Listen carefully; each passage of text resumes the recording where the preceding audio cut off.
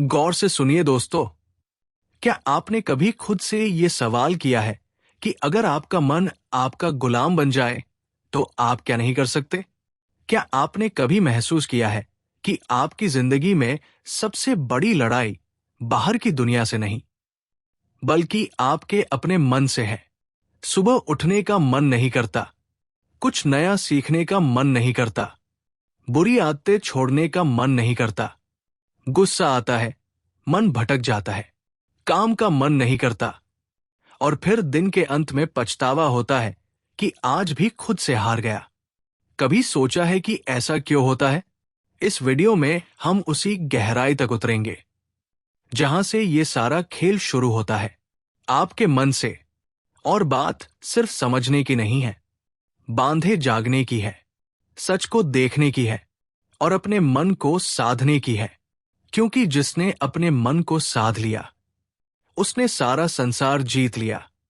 गौतम बुद्ध ने कहा था, मन ही सब कुछ है, तुम जो सोचते हो वही बन जाते हो। अब जरा सोचिए, अगर आपका मन ही बार बार सोचता है कि मैं कमजोर हूं, मुझे नहीं आता, मेरा ध्यान नहीं लगता, तो वो सोच धीरे धीरे आपका सत्य बन जाती है। और यही है मन की सबसे बड़ी चाल।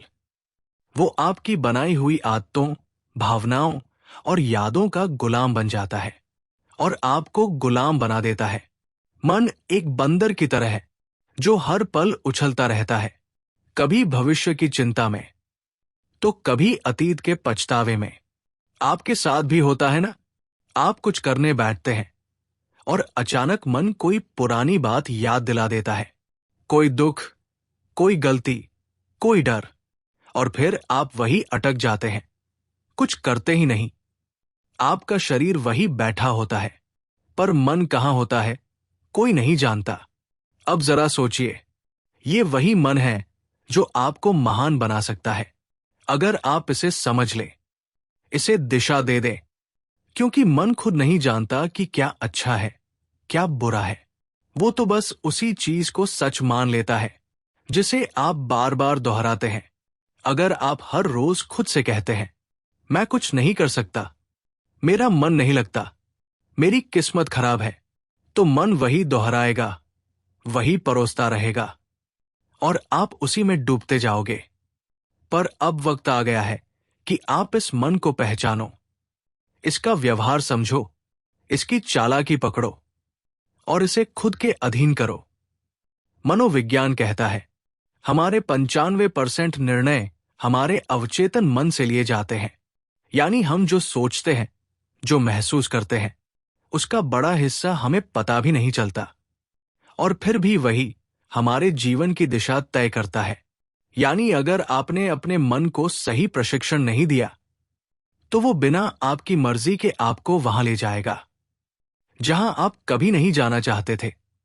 अब एक बात ध्यान से समझिए, अगर आपका मन ही नियंत्रण में नहीं है तो दुनिया का कोई लक्ष्य, कोई रिश्ता, कोई सफलता आपको संतोष नहीं दे सकती। क्योंकि उस सब को जीने के लिए सबसे पहले जिस चीज की जरूरत है वो है मन की स्थिरता। आधुनिक विज्ञान भी यही कहता है, दिमाग की वायरिंग और फायरिंग। यानी आप जैसे सोचते हो वैसे ही आप बनने लगते हैं। हर बार जब आप नकारात्मक सोचते हो, आपका दिमाग उसी सोच की आदत डाल लेता है और यही आपकी पहचान बन जाती है। अब जरा रुकिए और सोचिए, क्या आप वाकई अपने मन के मालिक हैं या फिर आपका मन ही आपको चला रहा है? यही है वो सवाल जिसमें जियो की शुरुआत है। क्योंकि जब तक आप इस सवाल का जवाब खुद नहीं ढूंढेंगे, तब तक कोई बाहरी ज्ञान, कोई मोटिवेशन, कोई तरीका काम नहीं करेगा। इस वीडियो में हम आपके सामने वो रहस्य खोलने वाले हैं जिसके बाद आप जानोगे कि मन को जीता क्या होता है और कैसे हर आम इंसान अपने मन की शक्ति को जागृत कर सकता है। और याद रखिए, मन को जीतना कोई एक दिन का काम नहीं है। ये एक अभ्यास है, एक यात्रा है, एक युद्ध है जो हर दिन लड़ा जाता है। लेकिन अगर आप इस युद्ध को समझ लें तो जीत पक्की है। अब हम उस बिंदु पर पहुंच चुके हैं जहां से असली सफर शुरू होगा। इस सफर में हम जानेंगे मन को कंट्रोल करने की 5 सबसे शक्तिशाली विधियां, जो न केवल आपके विचारों को बदलेंगी बल्कि आपके जीवन की दिशा ही मोड़ सकती है। तो बने रहिए इस वीडियो के साथ, क्योंकि अब जो आने वाला है वो सिर्फ जानकारी नहीं, जागृति है। पहली विधि, सकारात्मक आत्मवार्ता, पॉजिटिव सेल्फ टॉक।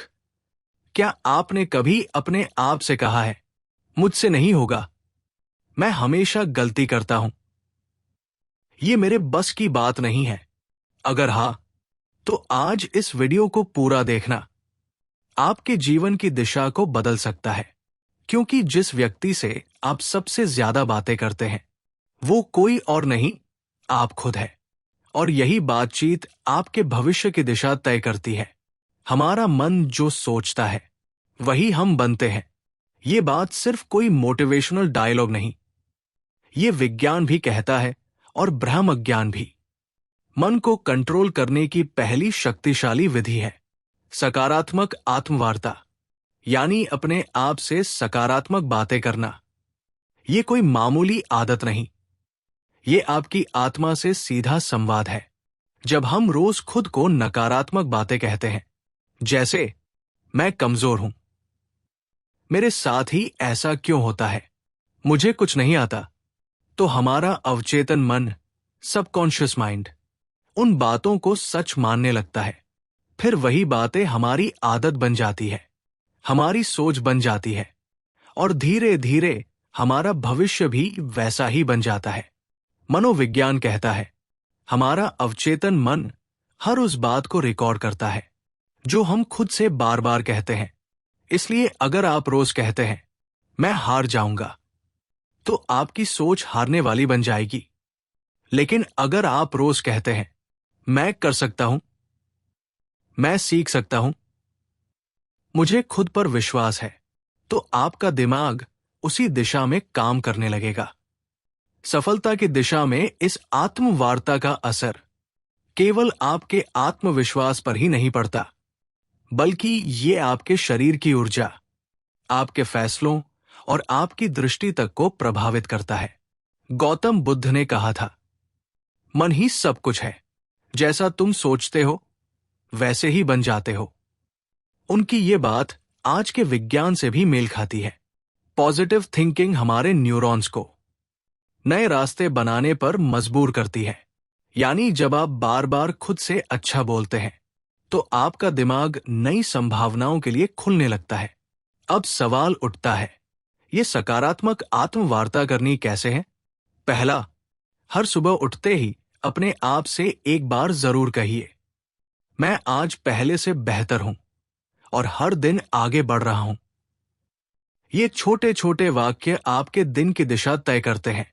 दूसरा, जब भी कोई काम मुश्किल लगे, तो खुद से ये मत कहिए मुझसे नहीं होगा, बल्कि कहिए ये एक चुनौती है और मैं इसे सीखने का मौका मानता हूं।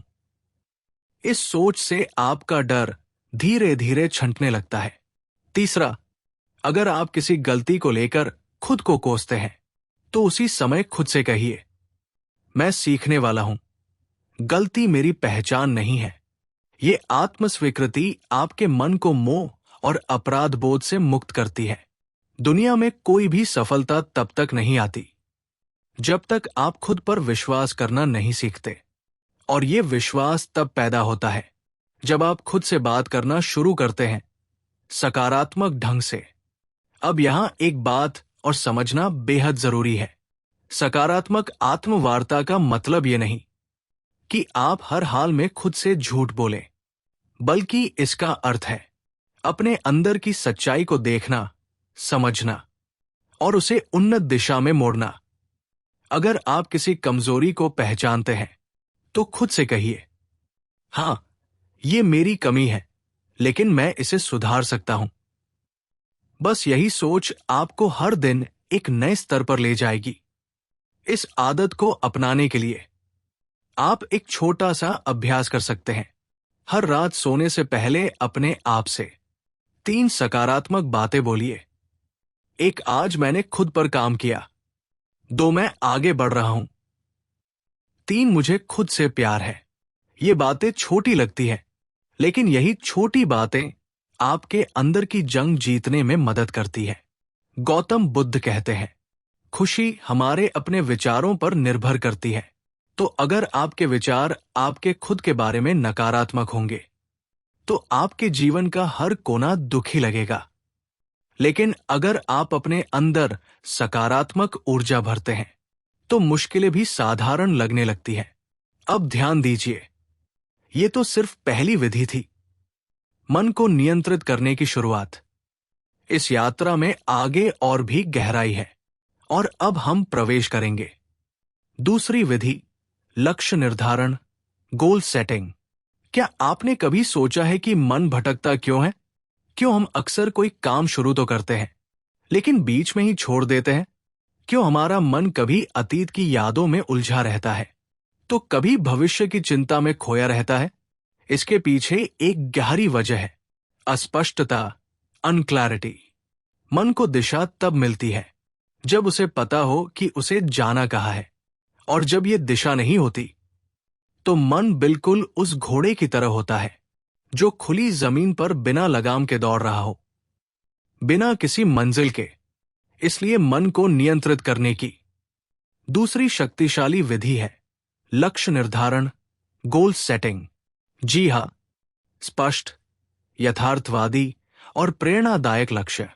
जिस इंसान ने अपने जीवन का उद्देश्य तय कर लिया, उसका मन खुद ब खुद अनुशासित हो जाता है। गौतम बुद्ध ने कहा था, यदि कोई व्यक्ति एक बाण को निशाने पर चलाता है, तो पहले वो जानता है कि निशाना कहाँ है।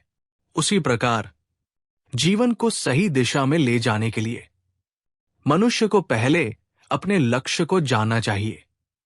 ये बात सिर्फ बौद्ध दर्शन में ही नहीं, बल्कि आधुनिक मनोविज्ञान में भी साफ कही गई है। मनोवैज्ञानिक कहते हैं, जब आप स्पष्ट लक्ष्य बनाते हैं, तो आपका मस्तिष्क एक केंद्र बिंदु, फोकस पॉइंट, खोज लेता है। ये केंद्र बिंदु दिमाग को एक ही दिशा में सोचने, योजना बनाने और मेहनत करने के लिए प्रेरित करता है। जिस तरह से जीपीएस में लोकेशन डाले बिना रास्ता नहीं दिखता, उसी तरह लक्ष्य के बिना आपका मन आपको कहीं नहीं ले जाएगा, या फिर किसी ऐसी जगह पहुंचा देगा जहां आप जाना ही नहीं चाहते थे। यहां आता है एक महत्वपूर्ण तथ्य, रेटिकुलर एक्टिवेटिंग सिस्टम, आरएएस। ये हमारे मस्तिष्क का एक खास सिस्टम है जो हमें केवल उन्हीं चीजों पर ध्यान देने देता है जो हमारे लक्ष्य से जुड़ी होती है। उदाहरण के लिए, अगर आप सोचते हैं मुझे एक लेखक बनना है, तो अचानक आपको किताबें, लेखन से जुड़ी जानकारी और अवसर खुद ही दिखने लगते हैं। ये कोई जादू नहीं, बल्कि आपका लक्ष्य और दिमाग का आपसी तालमेल है। अब सवाल है, लक्ष्य कैसा होना चाहिए? कई बार लोग बहुत बड़े बड़े लक्ष्य बना लेते हैं, लेकिन वे इतने धुंधले और अनियोजित होते हैं कि दिमाग उन्हें समझ ही नहीं पाता। इसलिए पहला कदम है अपने लक्ष्य को स्पष्ट और यथार्थवादी बनाना।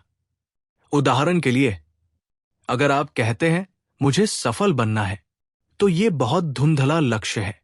लेकिन अगर आप कहते हैं मुझे अगले 6 महीनों में एक किताब लिखनी है, या मुझे 1 साल में छोटा व्यवसाय शुरू करना है, तो आपका दिमाग उस लक्ष्य को पकड़ पाता है। यहां एक और बात समझना जरूरी है, लक्ष्य केवल मस्तिष्क को दिशा ही नहीं देता, बल्कि भावनात्मक ऊर्जा भी प्रदान करता है।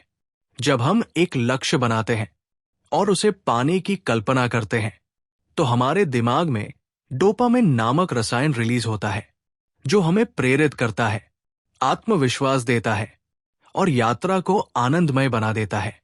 अब बात करें समय प्रबंधन की वास्तविक साधना की। ये केवल कामों की लिस्ट बनाने भर की बात नहीं है, बल्कि अपने मन को एक अनुशासित प्रवाह में लाने की प्रक्रिया है। बुद्ध ने कहा था, जो अपने समय पर नियंत्रण पा लेता है, वो अपने जीवन पर नियंत्रण पा लेता है। समय का सही उपयोग ही मन की स्थिरता का आधार बनता है। सबसे पहले समझिए, समय प्रबंधन का अर्थ है प्राथमिकता निर्धारण। हर काम जरूरी नहीं होता, हर कार्य तुरंत करने योग्य भी नहीं होता। इसलिए अपने दिन की शुरुआत में ये तय करिए कि कौन सा काम वास्तव में महत्वपूर्ण है और कौन सा केवल तात्कालिक है। इस बात को समझने के लिए आप एक सरल सिद्धांत अपना सकते हैं। एक महत्वपूर्ण और तात्कालिक काम, इन्हें तुरंत करें। दो महत्वपूर्ण लेकिन तात्कालिक नहीं, इन्हें योजना बनाकर करें। ये दीर्घकालिक सफलता के लिए जरूरी है। तीन तात्कालिक लेकिन महत्वहीन काम, इन्हें यथासंभव दूसरों को सौंपे। चार न तो महत्वपूर्ण न तात्कालिक, इन्हें तुरंत हटा दें, क्योंकि यही आपका सबसे बड़ा समय चोर है। जब आप हर सुबह इन चार वर्गों में अपने कार्यों को बांटते हैं तो आपके दिन में स्पष्टता आ जाती है, और स्पष्टता ही मानसिक शांति की जड़ है। दूसरा, एकाग्रता के ब्लॉक्स बनाइए। अपने दिन को 60 से 90 मिनट के केंद्रित समय खंडों में बांटिए। इस दौरान मोबाइल, सोशल मीडिया, अनावश्यक बातचीत, सबसे दूरी रखिए। ये छोटे छोटे ब्लॉक्स आपके काम की गुणवत्ता को कई गुना बढ़ा देते हैं। तीसरा, विश्राम का समय भी निश्चित कीजिए, क्योंकि लगातार काम करते रहना उत्पादकता नहीं है। बुद्ध ने भी कहा था, तनी हुई वीणा मधुर नहीं बजती, ढीली वीणा भी नहीं। सही संतुलन ही संगीत लाता है। इसी तरह जब आप अपने काम और विश्राम में संतुलन रखते हैं तो मन स्वाभाविक रूप से शांत और सशक्त बना रहता है। अब जरा सोचिए, जब मन को पता है कि किस समय क्या करना है तो उसे भटकने की जरूरत ही नहीं पड़ती। वो अतीत की यादों या भविष्य की चिंता में उलझने की बजाय वर्तमान क्षण में रहना सीखता है, और यही माइंडफुलनेस की शुरुआत है। समय प्रबंधन का सार यही है, हर क्षण को उद्देश्य के साथ जीना। जब आपका हर पल किसी अर्थ से जुड़ा हो तो मन खुद ब खुद नियंत्रित हो जाता है। चिंता की जगह शांति ले लेती है, अव्यवस्था की जगह स्पष्टता और आलस्य की जगह कर्म। दोस्तों, ये तीसरी विधि, समय प्रबंधन, आत्मशक्ति के मार्ग की एक और सीढ़ी है। पहली थी सकारात्मक आत्मवार्ता, दूसरी लक्ष्य निर्धारण, ध्यान यानी मेडिटेशन। ये केवल आंखें बंद करने का अभ्यास नहीं, बल्कि अपने भीतर लौटने की यात्रा है। जिस क्षण आप ध्यान में बैठते हैं उसी क्षण आप बाहरी शोर से भीतर की निस्तब्धता की ओर मुड़ते हैं, और यहीं से शुरू होती है सच्चे आत्मज्ञान की शुरुआत। गौतम बुद्ध ने कहा था, मन ही सब कुछ है, जैसा तुम सोचते हो वैसे ही बन जाते हो। और ध्यान वही साधन है जो इस सोच को स्पष्ट, शुद्ध और केंद्रित बनाता है। सबसे पहले समझिए, ध्यान कोई रहस्यमयी शक्ति नहीं, बल्कि मन की स्वाभाविक अवस्था है। मन जब किसी वस्तु, विचार या लक्ष्य से पूरी तरह एक हो जाता है तो वही ध्यान है। जब आप किसी काम में इतने डूब जाते हैं कि समय का पता ही नहीं चलता, वो भी ध्यान की एक अवस्था है। परंतु ध्यान की वास्तविक साधना तब होती है जब आप जानबूझकर, जागरूकता के साथ अपने मन को स्थिर करना सीखते हैं, क्योंकि मन की सबसे बड़ी समस्या है उसका निरंतर भटकना। वह या तो अतीत में दौड़ता रहता है या भविष्य की कल्पनाओं में उलझा रहता है। ध्यान आपको वापस वर्तमान क्षण में लाता है, जहां न पछतावा है न चिंता। आधुनिक विज्ञान ने भी ये सिद्ध किया है कि जब कोई व्यक्ति नियमित ध्यान करता है तो उसके मस्तिष्क में अनेक सकारात्मक परिवर्तन होते हैं। एमिगडाला, जो डर और चिंता को नियंत्रित करता है, वो सिकुड़ने लगता है। प्रीफ्रंटल कॉर्टेक्स, जो निर्णय और आत्मनियंत्रण का केंद्र है, वो अधिक सक्रिय हो जाता है। परिणाम स्वरूप व्यक्ति अधिक शांत, संयमी और संतुलित बन जाता है। ध्यान के दौरान शरीर में सेरोटोनिन, एंडोफिन और डोपामिन जैसे रसायन निकलते हैं, जो आपको भीतर से खुशी, सुकून और ऊर्जा का अनुभव कराते हैं। यही कारण है कि जो व्यक्ति प्रतिदिन कुछ ही मिनट ध्यान करता है, वो जीवन की चुनौतियों से कहीं अधिक सहजता से निपटता है। अब प्रश्न है, ध्यान कैसे करें? इसका उत्तर सरल है, सरलता से शुरू करें। हर सुबह या रात 10 से 15 मिनट किसी शांत जगह बैठिए। आंखें बंद करें, रीढ़ सीधी रखें और अपने श्वास पर ध्यान दें। सांस लेते समय केवल इतना जानें कि आप सांस ले रहे हैं और छोड़ते समय कि आप सांस छोड़ रहे हैं। मन भटकेगा, जरूर भटकेगा, लेकिन हर बार उसे बिना क्रोध या निराशा के वापस श्वास पर ले आइए। यही अभ्यास धीरे धीरे मन को प्रशिक्षित करता है। ध्यान के प्रारंभ में बेचैनी, ऊब या विचारों का तूफान महसूस हो सकता है, पर यही वो अवस्था है जब आपका मन स्वयं को दिखा रहा होता है। जैसे गंदे पानी को स्थिर छोड़ देने पर तलछट नीचे बैठ जाती है और पानी साफ दिखने लगता है, वैसे ही ध्यान में बैठने पर धीरे धीरे मन की अशांति नीचे बैठ जाती है और भीतर की शुद्ध चेतना उभरने लगती है। बुद्ध ने कहा था, जो स्वयं को जान लेता है वही संसार को जान लेता है। ध्यान उसी आत्मज्ञान का मार्ग है। जब आप ध्यान करते हैं तो धीरे धीरे आप ये अनुभव करने लगते हैं कि आप अपने विचार नहीं हैं। विचार आते हैं और चले जाते हैं, भावनाएं उठती हैं और शांत हो जाती है, लेकिन आप शुद्ध साक्षी सदा स्थिर है। यही अनुभव है आत्म साक्षात्कार का बीज। और जब ये बीज अंकुरित होता है तब भय मिटता है, भ्रम मिटता है और भीतर एक गहरी शांति जन्म लेती है। इस प्रकार ध्यान केवल मानसिक अभ्यास नहीं बल्कि आध्यात्मिक रूपांतरण की प्रक्रिया है। ये वो चौथी विधि है जो मन को पूरी तरह रूपांतरित कर देती है। पहली, सकारात्मक आत्मवार्ता। दूसरी, लक्ष्य निर्धारण। तीसरी, समय प्रबंधन। और चौथी, ध्यान। इन चारों विधियों को अपनाकर आप केवल अपने जीवन को नहीं बल्कि अपने चेतन अस्तित्व को भी नई ऊंचाइयों पर ले जा सकते हैं और अंततः वही पहुंचते हैं जहां बुद्ध ने कहा था, जहां मन शांत है वही निर्वाण है। और तीसरी, समय का साधन। ये तीनों मिलकर मन को रूपांतरित करती है। जहां पहले अस्थिरता थी अब अनुशासन आता है। जहां पहले भय था अब विश्वास आता है। जहां पहले व्यर्थ भागदौड़ थी अब सार्थक गति आती है। और यहीं से आप केवल सफलता की ओर नहीं, आत्मिक शांति की ओर भी बढ़ने लगते हैं। जैसे शरीर के लिए व्यायाम आवश्यक है, वैसे ही मन के लिए ध्यान, मेडिटेशन उतना ही अनिवार्य है। ये कोई विकल्प नहीं बल्कि मानसिक स्वच्छता का मूलाधार है। अब एक क्षण रुकिए और अपने भीतर झांकिए, बिना किसी आवाज के, बिना किसी शब्द के, बस खुद के साथ कुछ पल बिताइए।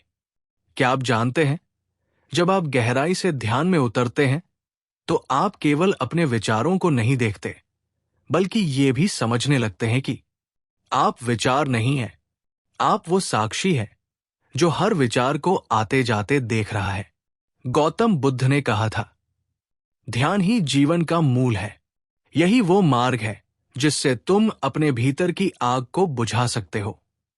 उन्होंने वर्षों तक मौन साधना की, अपने विचारों को परखा और उसी अनुभव से बताया कि मनुष्य का दुख किसी बाहरी कारण से नहीं बल्कि उसके मन की अस्थिरता से जन्म लेता है।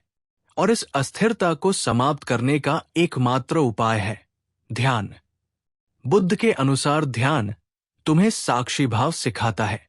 जब तुम साक्षी हो जाते हो तब तुम अपने डर, क्रोध और व्यथा को बाहर से देख पाते हो। और यही दूरी ही तो मुक्ति की शुरुआत है। आज हम अपने अधिकांश समय बाहरी चीजों पर खर्च कर देते हैं, मोबाइल स्क्रॉलिंग, टीवी, बेवजह की बातचीत। पर अगर हम उसी समय में से केवल 15 मिनट अपने मन के लिए, अपने भीतर के लिए दे दें, तो सोचिए जीवन कितना बदल सकता है। ध्यान करने के लिए किसी विशेष स्थान या जटिल विधि की आवश्यकता नहीं, बस एक शांत कोना हो, थोड़ी सी इच्छा हो खुद को समझने की, खुद से मिलने की। आप चाहें तो आंखें बंद करके अपनी सांसों पर ध्यान दें या का उच्चारण करें या बस मौन रहें। तरीका कोई भी हो, परिणाम हमेशा एक ही मिलता है, शांति, गहराई और भीतर की शक्ति। ध्यान हमें सिखाता है कि शांति बाहर नहीं, भीतर है। यह हमें दिखाता है कि समाधान कोई और नहीं देगा, उसे हमें खुद खोजना होगा। और यह भी कि जब तक तुम अपने मन पर नियंत्रण नहीं करते, तब तक कोई भी चीज, दौलत, रिश्ते या सफलता तुम्हें सच्ची संतुष्टि नहीं दे सकती। ध्यान कोई एक बार का अभ्यास नहीं है, ये एक निरंतर यात्रा है। जैसे जैसे आप इस यात्रा में आगे बढ़ते हैं, आप ये समझने लगते हैं कि आप सिर्फ एक शरीर नहीं, न एक नाम, न एक पहचान, बल्कि आप शुद्ध चेतना है, शुद्ध शक्ति है। जब यह बोध होता है, तब मन पर नियंत्रण कोई कठिन कार्य नहीं लगता। तब चिंता मिट जाती है, डर भाग जाता है और भीतर से आवाज आती है, अब मैं मुक्त हूं। और ठीक इसी बिंदु से आरंभ होती है हमारी अगली विधि, जो इस शुद्ध चेतना को और गहराई से पहचानने की ओर ले जाती है। जब जीवन की आपाधापी हमें झकझोरती है, जब विचारों का शोर इतना बढ़ जाता है कि अपने ही मन की आवाज सुनना मुश्किल हो जाता है, तब हम मानसिक शांति की तलाश में भटकते हैं। हर कोई यही सोचता है, कैसे मन को काबू में लाया जाए, कैसे इस बेचैनी से बाहर निकला जाए, कैसे जीवन को फिर से संतुलित किया जाए। अब हम बात कर रहे हैं उसी खोज की 5वीं विधि की, जो दिखने में सरल है पर अपने भीतर अनंत शक्ति छुपाए है। ये विधि है शारीरिक व्यायाम। अब आप सोचेंगे, क्या व्यायाम से मन शांत हो सकता है? तो चलिए इसे विज्ञान, ब्रह्मज्ञान और अनुभव तीनों दृष्टिकोणों से समझते हैं। मन और शरीर का गहरा संबंध। जब शरीर में परिवर्तन होता है, उसका सीधा असर मन पर पड़ता है, और जब मन में हलचल होती है तो शरीर भी उसे महसूस करता है। इसीलिए यदि आप मन को नियंत्रित करना चाहते हैं, तो शरीर की अनदेखी नहीं की जा सकती। आधुनिक विज्ञान कहता है, जब हम व्यायाम करते हैं, चाहे वो तेज चलना हो, योग हो, दौड़ना हो या कोई खेल, तो मस्तिष्क एंडोफिन्स नामक फील गुड हार्मोन छोड़ता है। ये हार्मोन तनाव घटाते हैं, मूड बेहतर करते हैं और मन को स्थिर बनाते हैं। इसी कारण जो लोग नियमित व्यायाम करते हैं, वे अधिक शांत, स्थिर और सकारात्मक रहते हैं। प्राचीन ब्रह्मज्ञान का दृष्टिकोण। वेदों और उपनिषदों में कहा गया है, शरीर माध्यम खलु धर्म साधन, अर्थात शरीर ही धर्म पालन और आत्म विकास का पहला साधन है। गौतम बुद्ध ने भी अपने शिष्यों को केवल ध्यान नहीं, बल्कि नियमित चलने, शरीर को सक्रिय रखने और शरीर मन के संतुलन की शिक्षा दी। उनका संदेश था, मध्यम मार्ग अपनाओ, न शरीर को अत्यधिक थकाओ, न उसे आलस्य में डुबो दो। संतुलन ही असली साधना है, शरीर और मन का संतुलन। जब आप थके, तनावग्रस्त या क्रोधित होते हैं, तो सांसें तेज चलती है, मांसपेशियां कस जाती है, नींद उचट जाती है और पाचन बिगड़ जाता है। ये शरीर का संकेत है कि मन में तूफान चल रहा है। पर जैसे ही आप व्यायाम करते हैं, सांसें गहरी होती है, ऊर्जा प्रवाहित होती है, नींद सुधरती है और मन हल्का हो जाता है। व्यायाम आपको वर्तमान क्षण में लाता है। जब आप शरीर के साथ यहां और अभी में होते हैं, तो आप अनजाने ही ध्यान की सबसे मूल अवस्था में प्रवेश कर जाते हैं। इसलिए कहा जा सकता है, व्यायाम ध्यान का गतिशील रूप है। व्यायाम का अर्थ। व्यायाम का मतलब केवल जिम या भारी वजन उठाना नहीं। यह आपकी दिनचर्या का सहज हिस्सा हो सकता है।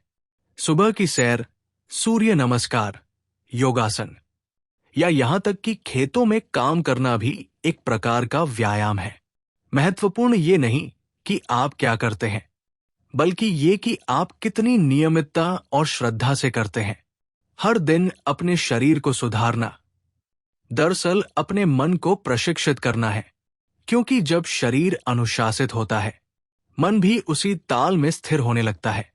निष्कर्ष, मन को नियंत्रित करना कोई एक दिन का काम नहीं। ये एक यात्रा है, आत्मज्ञान, अनुशासन और भीतर की शक्ति की। जब आप अपने मन को समझना शुरू करते हैं, उसे दिशा देना सीखते हैं, तो जीवन में शांति, स्पष्टता और ऊर्जा स्वतः आने लगती है। आज से ही छोटी शुरुआत करें। ध्यान करें, अपनी सांसों पर ध्यान दें, हर दिन कुछ क्षण खुद से जुड़े। धीरे धीरे आप उस भीतर के मौन को महसूस करेंगे जो अब तक बाहरी शोर में दबा था। और याद रखिए, मन पर विजय ही जीवन की सबसे बड़ी जीत है। अगर ये ज्ञान आपके मन को छू गया हो, तो इसे दूसरों तक जरूर पहुंचाइए, क्योंकि ये सिर्फ एक विचार नहीं, बल्कि आत्म जागरण की दिशा में एक कदम है। शांत रहिए, जागरूक रहिए और अपने भीतर की शक्ति को पहचानते रहिए।